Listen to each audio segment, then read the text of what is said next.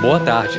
Nesse segmento do Visão Libertária, vamos ao artigo sugerido e escrito por Jan Hermann Hoppe, revisado por JJ Liber e narrado por Lea Farr. O momento em que o governo se rendeu ao armamento civil por um dia para salvar uma cidade. O ano era 1927, ano marcado por intensos ataques armados por cangaceiros, um grupo terrorista independente constituído de pessoas armadas que realizavam saques, assassinavam bebês e estupravam mulheres em pequenas cidades do Nordeste do Brasil. Uma das práticas sádicas preferidas de José Leite Santana, verme cangaceiro conhecido pelo codinome de Jararaca, consistia em arremessar bebês e crianças muito pequenas para cima e recebê-las de volta empalando-as no ar com a lança de sua espingarda ou com a ponta de seu punhal. Para piorar, segundo relatos históricos da revista Piauí, ele gostava de fazer essa crueldade na frente dos pais da criança, que ficavam amarrados. Ele fazia isso dando gargalhadas, enquanto ouvia os choros e gritos de desespero dos pais que assistia seu filho pequeno agonizar até a morte no chão. Nessa época existia um forte combate ao armamento civil.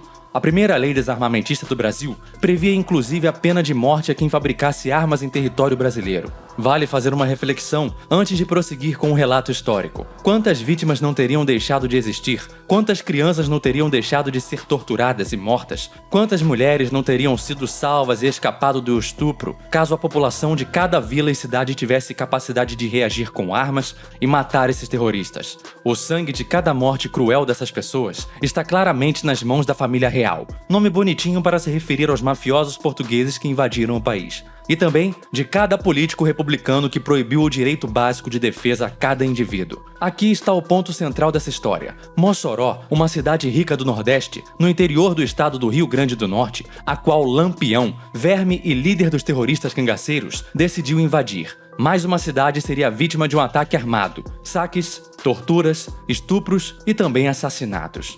Lampião, em 1927, já era conhecido como o bandido mais temido do Nordeste.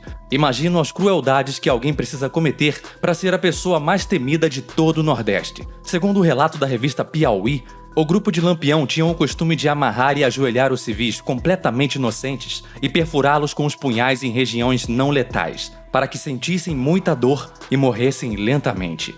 Você acha justo que o Estado proíba essas pessoas de se defender? Foi justamente isso que, felizmente, o prefeito de Mossoró não fez. Ao saber que a cidade era o próximo alvo de Lampião, criminoso tão invencível e incapturável pelas Forças Armadas do Estado que já havia ganhado o posto de lenda e, inclusive, uma peça de teatro no Rio de Janeiro. A notícia de que Lampião avançava rumo a Mossoró chegou aos ouvidos da população da cidade em abril de 1927. Nesse ano, Lampião já era muito temido, pois já agia e matava inocentes há 7 anos. Era uma cidade rica, com 20 mil habitantes, situada entre Natal e Fortaleza. Lampião não tinha muito costume de invadir cidades assim, mas como o desarmamento foi instituído no país há tempos, isso não seria um problema. Ele poderia invadir facilmente a cidade, invadir cinemas e festas de casamento, para deixar suas vítimas nuas antes de aplicar suas torturas e assassinatos. Mossoró era um alvo extremamente valioso para ser saqueado. Possuía uma agência do Banco do Brasil, prensas de algodão e muitas roupas de seda importadas de alto valor.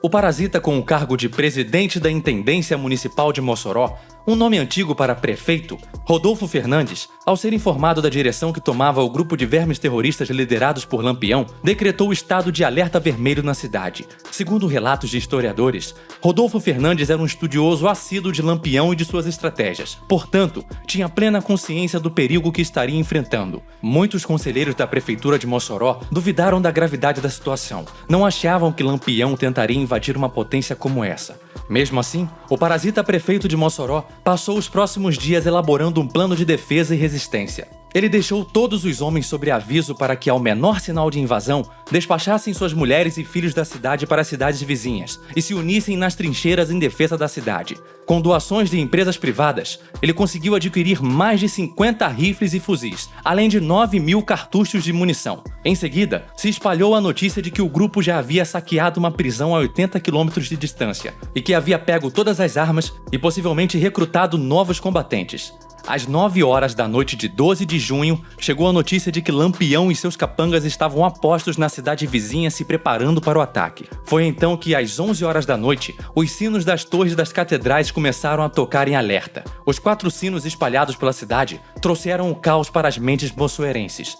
Foi assim que, no meio da noite, levas de comboios com mulheres, crianças e, dizem alguns também, homens covardes, deixaram a cidade pelos fundos às pressas. A cidade já estava armada com barricadas de algodão e trincheiras improvisadas pelos soldados. As posições dos combatentes foram estratégicas, e com muitos civis armados e brevemente treinados nos dias anteriores, o exército de Mossoró era absurdamente maior do que quando era apenas composto pela polícia. Os novos soldados ficavam armados das janelas das torres, das casas e das trincheiras. Era impossível invadir dessa forma, mas Lampião não sabia. Ele achava que encontraria uma população indefesa para saciar seus planos.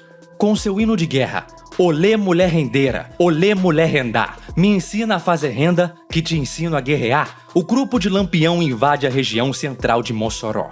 Tão logo começaram os disparos de todos os lados. Os cangaceiros, acostumados a desfilar pelos inocentes sem serem incomodados, foram surpreendidos. O cruel verme Jararaca, citado no início do texto, morreu ali com um tiro no peito e um outro nas nádegas, por mais irônico que isso seja. O grupo de Lampião foi humilhado e enxotado para muito longe, nunca mais invadiu a cidade. As mulheres e crianças puderam voltar sãs e salvas para suas casas, que ficaram intactas. Milhares de habitantes escaparam de tortura, estupros e mortes cruéis, reagindo e resistindo utilizando armas de fogo. Segundo Hopper, por mais poderoso que seja o armamento inimigo, é impossível vencer uma nação armada por questões numéricas e estratégicas. Talvez você, amante do Estado, ou que simplesmente ainda não procurou os óculos da realidade do libertarianismo, possa argumentar que isso só aconteceu porque houve uma intervenção estatal nesse episódio. Ora, Sr. Bovino Gadoso, que fique bem claro que tal planejamento só foi possível graças à informação antecipada de que os cangaceiros invadiriam a cidade, pois sem essa informação, a cidade de Mossoró possivelmente teria o mesmo destino que muitas outras tiveram. Pessoas armadas, avisadas ou não de um possível ataque, sempre estarão mais preparadas para se defender do que se estiverem desarmadas. O parasita deu sorte de ter recebido essa informação. Essa história deve servir de lição para mostrar a importância de todos os indivíduos serem livres para se armar e não apenas capangas estatais ou capangas de outros mafiosos como os cangaceiros.